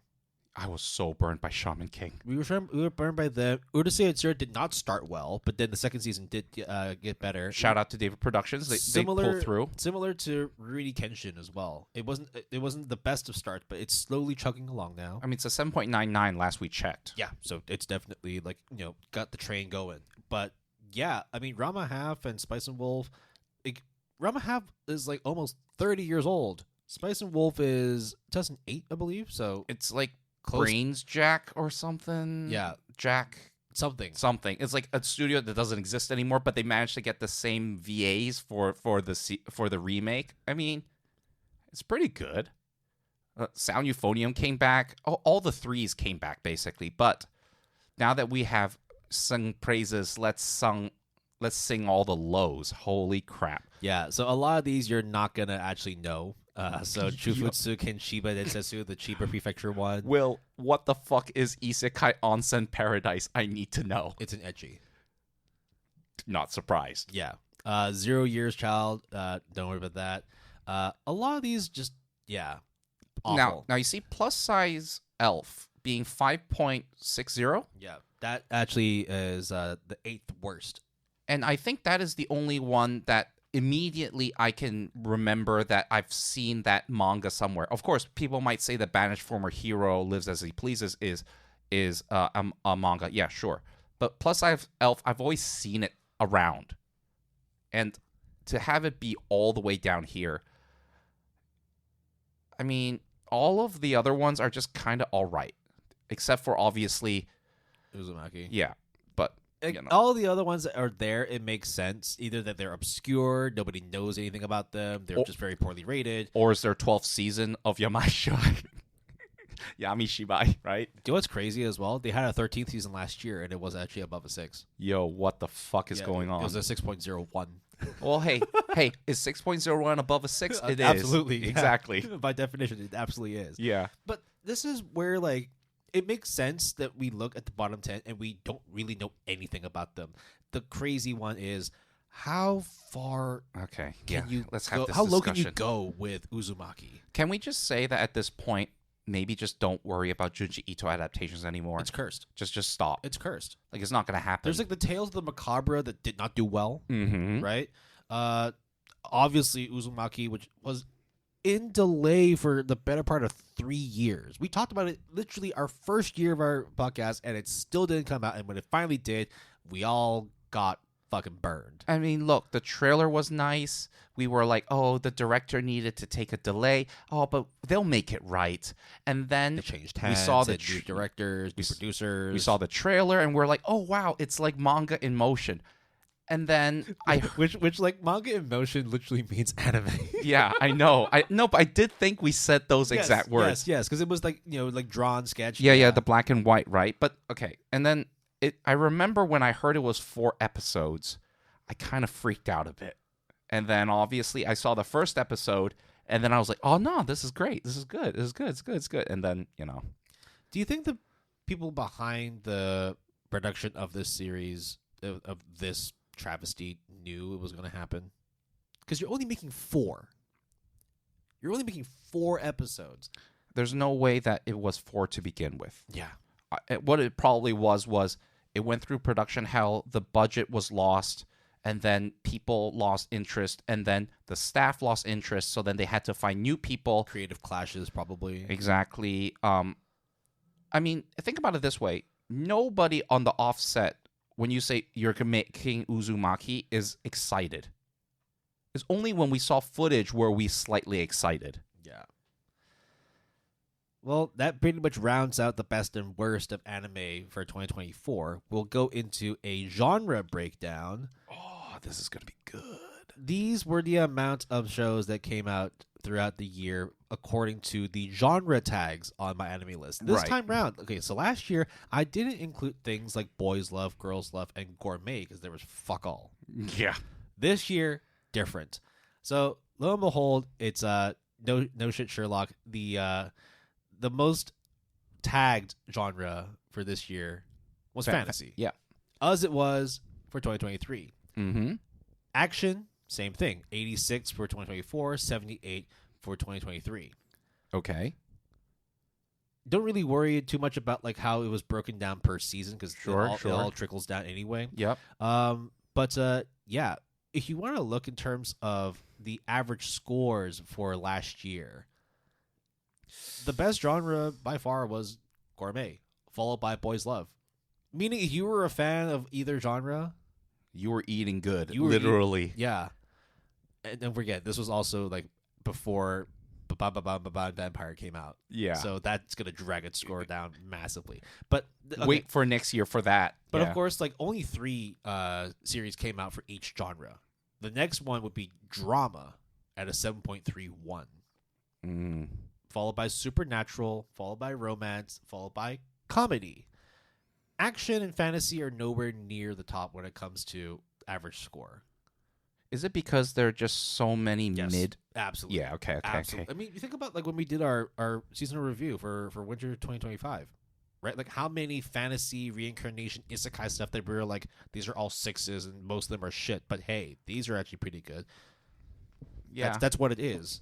I always marvel at the tag avant-garde because it's I still don't know what that is. Do you know what avant-garde was for most of these? Yamishibai.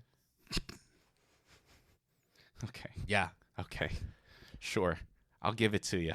Now, in terms of how the scores performed, sci-fi actually had a pretty big jump in terms of quality. Avant-garde. Avant-garde, don't worry about it. Okay. It went from a 5.8 to a 6.1. It still sucked. Yeah. Okay. Yeah. Right, but sci-fi actually improved. Now, you and I have already been like talking about sci-fi in the sense that like it's a hard genre to perfect because you have to get a lot of things correct. You have to get like the physics down properly. You have to get down a lot of like the futuristic elements. You have to get a good blend of actually presenting a world that's believable and not just like let's just throw a bunch of robots into this and make it sci-fi. I mean, I know we like this is going to be crazy if we split it to tags, but I wonder how much of the sci-fi is space. Yep.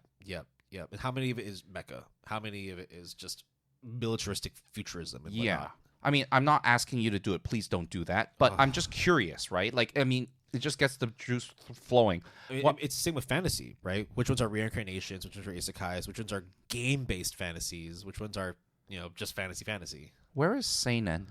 Seinen is not a genre tag. It's a demographic. Yeah. That's right. Okay. Yeah, I didn't get around doing that one. No. Don't worry about it. But what I'm really happy about is slice of life. It had an uptick. You and I were pretty bummed about how Slice of Life was not performing well at all in 2023, and it not only increased the amount of productions, it also went up in terms of its average score from a 6.85 to a 7.13.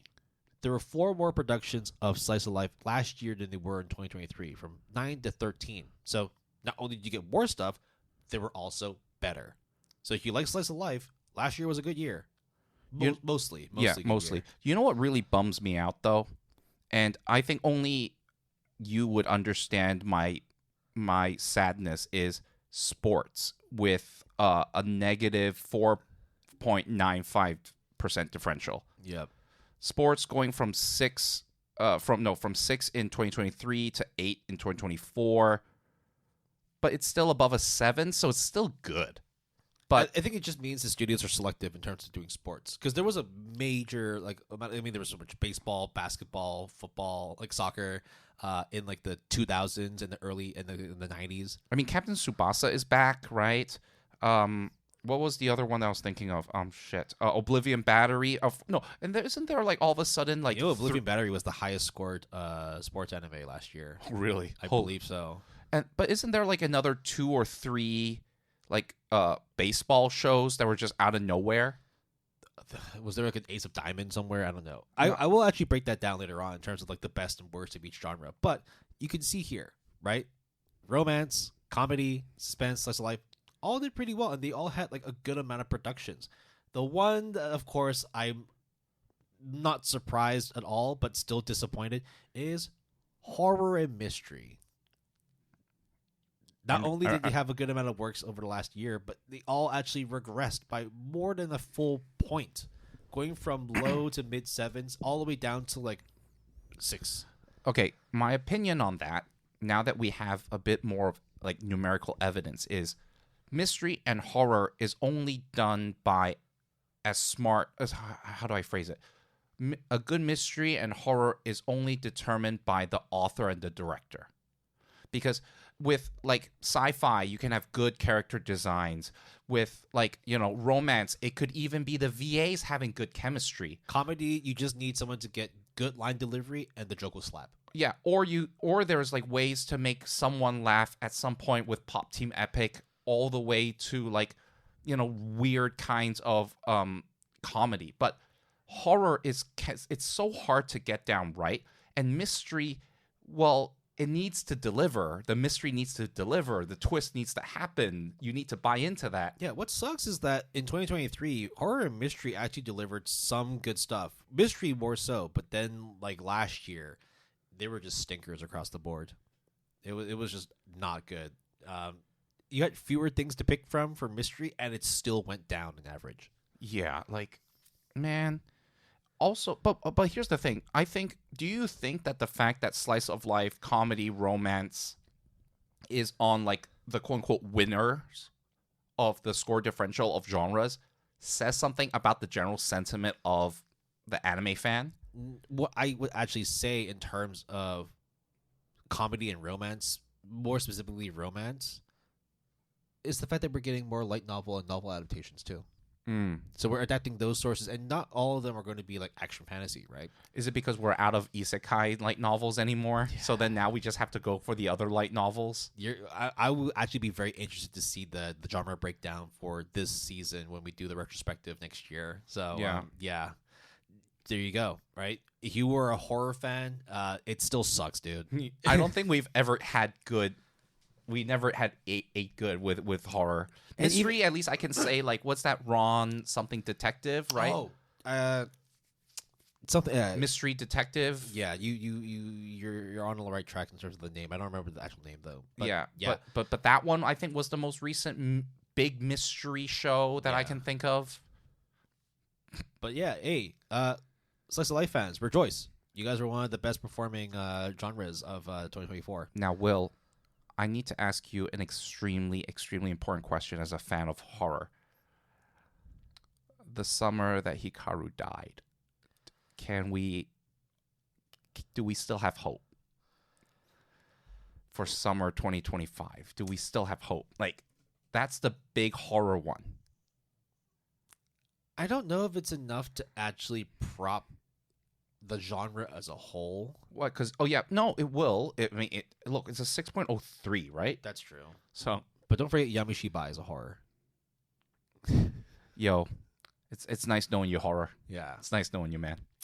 We now look into the best and worst shows for each genre of last year. Oh, this is gonna be crazy. So this was quite long. But for action, we had things like Kingdom 5th season, Kaiju number 8, Nier Automata version 1.1a, Second Cur, along with Bleach 1000 Year Blood War: The Conflict. The best one was Bleach. Can I ask you a quick question, Will? Yeah. When you have multiple tags, do you do the first one? Because the first one is the major one? Unfortunately, no. I just did. Because it was really hard for me to actually collate everything and be like, okay, this one is like the definite action. Therefore, like it's not eligible for comedy. It's not eligible for fantasy or whatnot. I just went with whichever show had these tags, they're going to go on. Oh, I see. Okay. No. That's fine. It's really hard, right? No. Come on. Yeah, of course. Action comedy, like, is it an even 50-50 split between action and comedy, or is it more comedy, more action? No. I was just wondering how you collected it, though. Yeah. So the best action series of last year, no doubt, was Bleach 1000 Year Blood War. It was also the best adventure series. The worst was the banished form of hero who lives as he pleases across both genres. Let's just skip over avant-garde because there was... Oh, yeah. Uzumaki was also avant-garde. That's why it was so bad. Boys Love. There were only one... there was only one show each season minus fall. So Cherry Magic, Tadaima Okari, and Twilight Out of Focus. That's the Tasugare Out of Focus. But they were all 7.64, 7.76, 7.48. I have friends who like Boys Love, and Twilight Out of Focus was nonstop what they would keep talking about. There you go. If you watched Boys Love last year, you finally had some good stuff to watch. Comedy. Dangers of My Heart Season 2 was the best, but you also had Konosuba, Matsunoke, Makain, and Dandadan. Definitely comedy. Definitely comedy. Yeah. I mean, when someone steals your nuts and you have to get them back, right? Hey, I want your banana, right? Moving on to drama, we had Classroom of the Elite Season 3, Sound Euphonium, Oshinoko, and ReZero. And hey, rejoice. Sound Euphonium Season 3 was the best drama. It beat out ReZero and it beat out Oshinoko Season 2. Unfortunately, Whisper Me a Love Song was one of the worst drama series of last year. Yeah, it was, yeah. So was Uzumaki, but unfortunately for them, they weren't the worst drama of all 2024. That goes to Tasuketsu, Fate of the Majority, and it's literally just a guy holding a sheet of paper, and I think they're trying to... It's on Netflix, I think. Is it? It is, wow. Yeah. As it was airing, by the way, Will. It was simulcast. Fantasy, Delicious in Dungeon, Mushoku Tensei, Nier Automata, and ReZero. ReZero wins, of course. You're right. But I would have liked to see Dungeon Meshi. They should have been there. Do you think Dungeon Meshi, everyone just kind of lost steam on Dungeon Meshi? I mean, obviously that's hard to gauge as like a general thing. But we both like Dungeon Meshi a lot. The manga, anime. Let's put it this way. Yeah? Right? 8.61 is phenomenal. Yeah, of course. Right? 100%. It's just that ReZero has like a 7 or 8 year track record. However long there was like a gap between each season and all that. So it's definitely like fair that ReZero is up there, despite how much you and I don't like that series. Yeah. Yeah, I mean, you take it out, it's by far Dungeons and Dungeon. Like, yes, of course, you've got Jobless Reincarnation, but it's nowhere close to Dungeon Meshi. I just feel like no one really talked about Delicious in Dungeon after like the initial hype. But maybe it's just me. It's the number one for Gourmet. It beat out. It wasn't a lot of competition, to be fair, because there were only 3 across the I line. like Glass of God, to be fair. I think Glass of God was all right. Yeah, I'm just gonna skip over Girls Love because there were only 2 things. And Whisperly Love Song was the worst. No, okay, can I just say, gushing over Magical Girls is fucking phenomenal. 7.64. There you go. Horror, we're skipping over that. Mystery, we're skipping over that. Romance. Dangers in My Heart. Dangers in My Heart was there, despite the fact that there was Blue Box, there was Duke of Death and His Maid. Makiin makes sense as being one of the weaker ones, but What the fuck is Vampire Dormitory? don't worry about that. Is it what I think it is? It's bad enough that it should not be mentioned anyway. Okay. Sci-fi. Kaiju number 8 was the best, but it didn't seem like there was a lot of competition in terms of which one would be best, because it was up against Urusei Yatsura second season, Nier Automata second cur, as well as Demon Lord 2099, which I don't know. Like, 2099, I don't know anything about that one. Do you remember Astronaut? Was it Astronaut? Yes. Because I think I read the manga, and I said the manga actually looks pretty nice. But the anime is not doing very well. Because it was like 3D. Yeah. Oh, it was bad. It was like Rusted Armor bad. Slice of Life, no question. Natsume's Book of Friends Season 7 was the best. Yep. Followed by Yuru Camp. The best in summer was Dahlia and Bloom. Oh, that is so 6.8. sad. Yeah, Mr. Villain's Day Off was the best of winter. But by far, Natsume's Book of Friends was the best. If you're watching sports, your literal only option. Oh, I forgot about Prince of Tennis was there. Yeah, it was one of the worst too. Rinkai is the cycling one. Blue Box was the best, though I would argue it's more romance and sports. Yeah, I would say so. Yeah. You're using sports as a backdrop for sure. I would say Oblivion Battery would be the real sport thing. You know what I mean? Supernatural is tough just because the fact that there's 2 that should not be there, which is Demon Slayer and Bleach, Thousand Year Blood War. In fact, I would just keep Blue Exorcist there. I'll say Blue Exorcist. I like how Suspense, Classroom of the Elite is both the best and the worst. Because it was the of only winter. one. Yeah, I know. That's hilarious to me. He wants to suspend shit. You had no choice but to watch Classroom of the Elite. And guess what? The score is literally the same across all 3 seasons. You finished it? I finished season 2. I didn't watch season 3. Okay. But yeah, like God's Game We Play. Isn't that an original? I think so. I believe so. Yeah. So those were the best and the worst of anime genres across 2024. Now we're going into our final slide, which is adaptation sources. And there's some interesting tidbits here and there. I did this as a comparison between 2023 as well. So across 2024 and 2023, pretty clear that the majority of adaptations came from manga, but it's actually quite noticeable that light novel adaptations are slowly and surely catching up. There is a lot. There are actually some seasons, for example, in 2023 winter, where there were only 13 manga adaptations, but 21 light novel adaptations. It'd be interesting to see how many of those were fantasy isekais and reincarnations and all that. Now, I am interested to know. Obviously, it's separated, but if web manga and manga, it's just incomparable at that point if we combine those 2. So the problem with web manga is the fact that they also include manhwa and webtoons in there. I understand why someone would do that, but I don't like that. I don't like that. At that point, if you're going to do that, then you might as well include, for example, like Korra and Airbender in anime And stage plays or stuff like that, right? Yeah. It's okay, we understand manga is manga, but when you like, if you have web manga, if you have manga, then why do you have 4-koma? Right? Yeah. Yes. Things like that. And also, isn't Solo Leveling, when they splice the manga, is basically the webtoon, but then cut at various points? Yeah. So it's essentially the manhwa webtoon, right? Yeah. So of course I didn't go into like the performance of all these adaptations because I'm not crazy. No. Yeah. But generally, because of the fact that there were more productions over the course of 2024 as opposed to 2023, you would see increases in like the amounts of manga adaptations, web manga, light novel adaptations and originals stayed the same.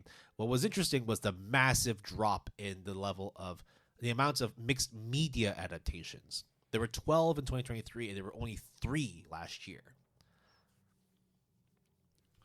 So mixed media could be a combination of like music, video games, idols. Yeah, and usually I think it's idols. Usually, like Visual Prism, like Idolish 7, Visual Prism.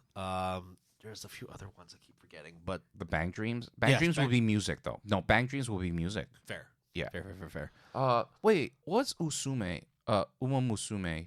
That would be mixed media? Because it's a game with an anime. Would it be mixed media? It makes sense if it is.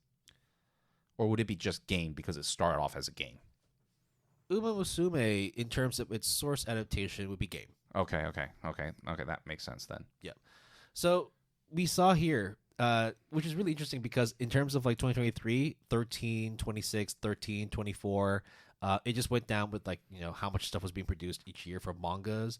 But then in 2024, 19 manga adaptations, 17, and then a massive 33 adaptations from manga into anime, bringing a total of 86 anime adaptations from manga for last year. Light novels close behind at 60, and then just like a massive drop from all the other ones.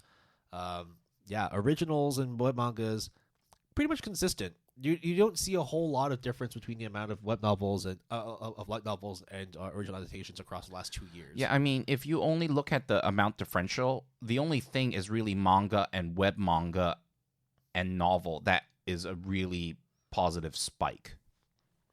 Right? Yeah, which is interesting with novel, the fact that we have a little bit more. Yes, it's only 2 and 4 respectively, but this might be a sign that we're starting to explore other sources and trying to get more stuff out, even despite the fact that there was a massive increase in the amount of adaptations from manga sources over the last 2 years.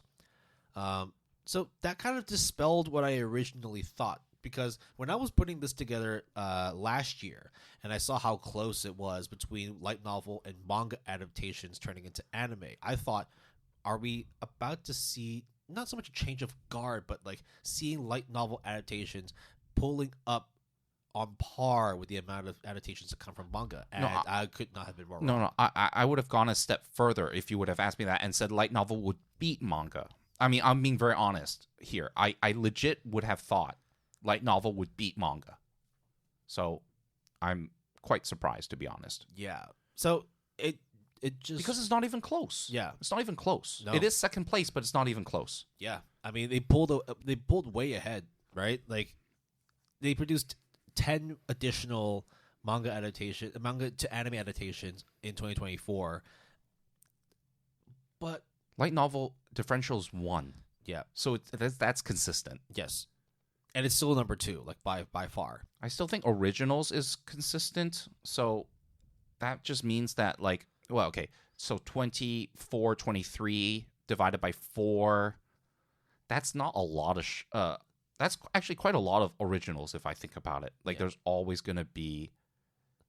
Yeah. I think the difference is for things like originals, games, novels, mixed media, aside from mixed media, visual novels, and like other kinds of games, like the difference is negligible. The mixed media one's the interesting one, because I'm wondering if people are looking at it and be like, this is actually not very profitable for us. Like, we've been peddling all these mixed media adaptations into anime, and there were a lot of them in 2023. Suddenly, the massive drop. There's only 2 things. 1, they've done them all now, which I don't believe. Or 2, no, because a lot of them are originals if you think about it, right? In a way, yeah. Yeah. Or it's just the fact that they just aren't willing to take that risk anymore. They just don't see it profitable. Yeah, because mixed media is really hard to track because it's literally a mixture of usually music and anime and merch and stuff. Yeah, so the stuff you can sell. Music, CDs, behind-the-scenes stuff, clothes. So you would think that because of all these different avenues that it would be making bank.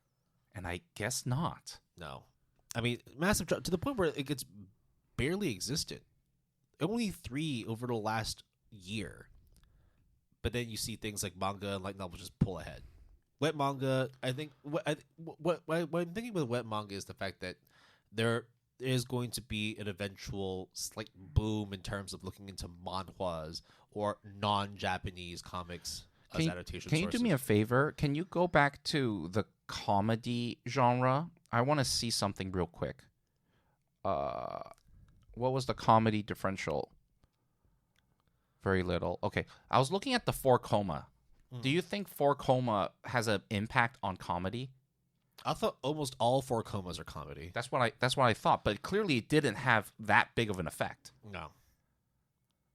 So is that kind of say that 4-koma is not very workable anymore? It can't be, because 4-koma is so limited in material that eventually you just end up like adapting everything and you just do original stuff afterwards. It's such a short format per episode. It's like it's almost like Way of the House Husband-esque, where it's like, here's 30 seconds of him cleaning the floor. Here's 30 seconds of going to buy hairspray. It's like, that's what a 4-koma is. And I just don't think that people are making a whole lot of money from 4-koma. I mean, you usually don't anyways. No.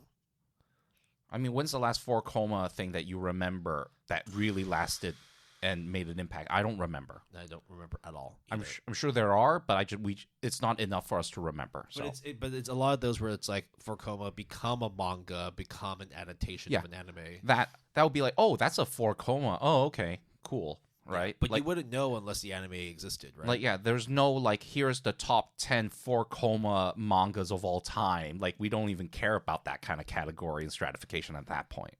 Do you think we might start seeing more sort of like web novels or web manga in the sense that like there's people that just post them on like their Twitter accounts, their SNSs and whatnot? So, because there are some from 2025 winter that are like that, where they actually are posted on their personal sites as opposed to like or like Pixiv or whatever it's called. Pixiv, some like New Line as well. So I mean, I just think that when you have COVID, and then everything now, especially with the proliferation of like technology, self-publishing is now very viable compared to what it was. It's not easy, but it's definitely easier to do than it was, like you said, like 10 years ago. And then obviously, if you do well, again, not necessarily earning money, but if a publisher like Shueisha comes in, Kadokawa comes in and be like, oh, okay, we adapt it. Here we go. I mean, the majority of webtoon manhwas were self-published. Yeah, I think on Canvas or like their webtoons like user. And then webtoons section. would be like, okay, we're going to help make this with you. Yeah. We'll give you some money. We'll give you some help to do this. Not the same with most manga studios, unfortunately. Yeah. I mean, I just think that things are okay. Yeah. But here's the part, just okay. No, I mean, I was initially worried because we've talked about like how Shonen Jump wasn't doing very well, and like there wasn't a whole lot of manga coming out that you would think, oh, this gets to adaptation. But seeing stats like this, like maybe it's okay because you don't have to just solely depend on Shonen Jump.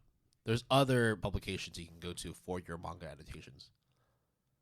Not that many.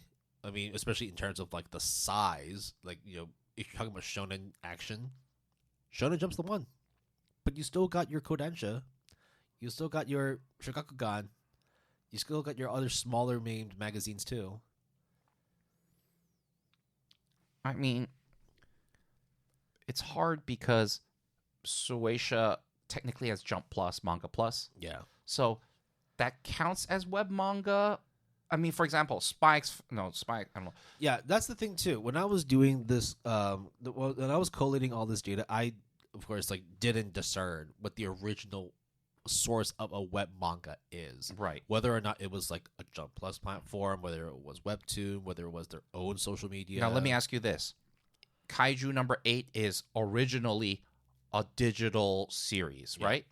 Okay, you can say it got physical copies later or whatever, but would you call that a web manga? You wouldn't, right? You call that a manga. It's not even being pedantic. It's legitimately confusing. It is. Because the whole Jump Plus platform is a web manga platform. This is going back to my K-manga. Yeah, this is going back to my anime list. What is the difference between a genre, a tag, a demographic, a theme? Oh my god, let's not even talk about that. Oh god, it's just, or like the order in which things go. It's just, I don't know. I think people are just trying to make sense out of nothing.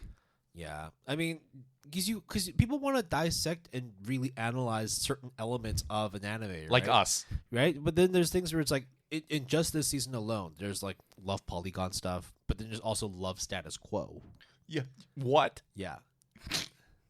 I'm not joking. I think it's I think love status quo. I need to double check which one that was.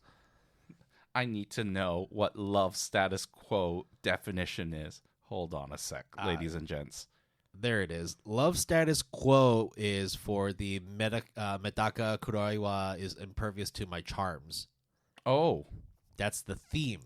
It's a comedy, a romance comedy, and the themes are school and love status quo.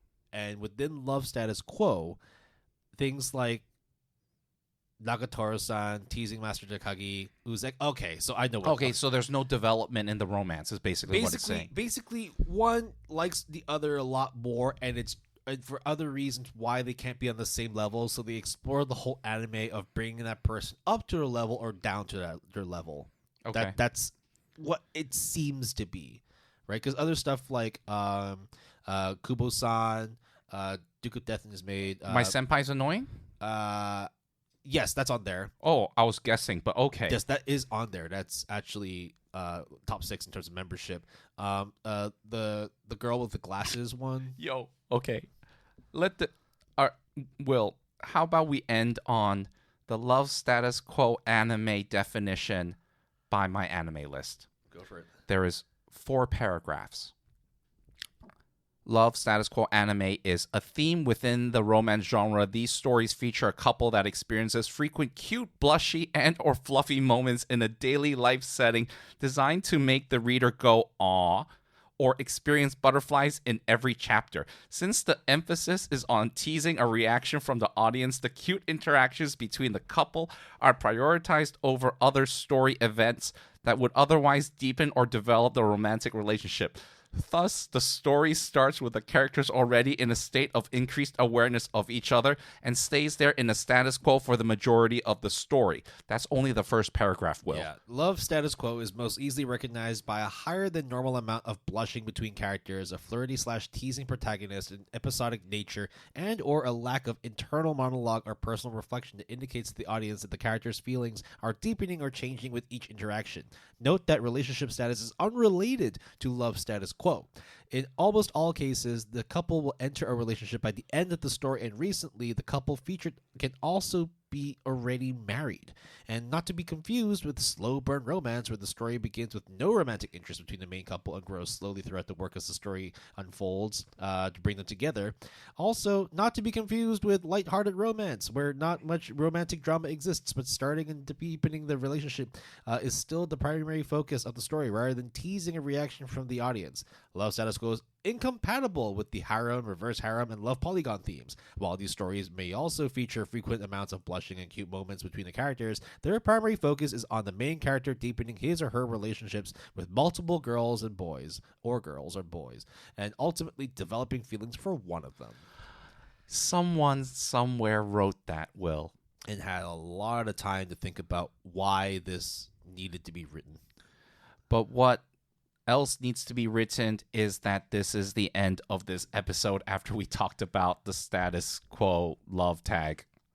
Will, what do you want to say before I get into show notes? You want to say something? I was actually surprised by the actual score breakdown. I thought that last year was better than 2023, but subsequently it seems that just because of how bad summer 2024 was, it dragged the overall average down. I foresee this year to be it's hard. Because when I say bad... No, because here's the other thing, Will. We don't know what's coming out in the fall. We literally don't. And when I say bad as well, it's not like it was a massive drop-off. It was like a difference of 0.04. But because of that... you have to... It's by default bad. Yeah. Yeah. But what is not bad is you listening to this episode of the Good Anime Palette podcast. You can always leave us a rating or review. You can contact us through our email, gapalette@gmail.com.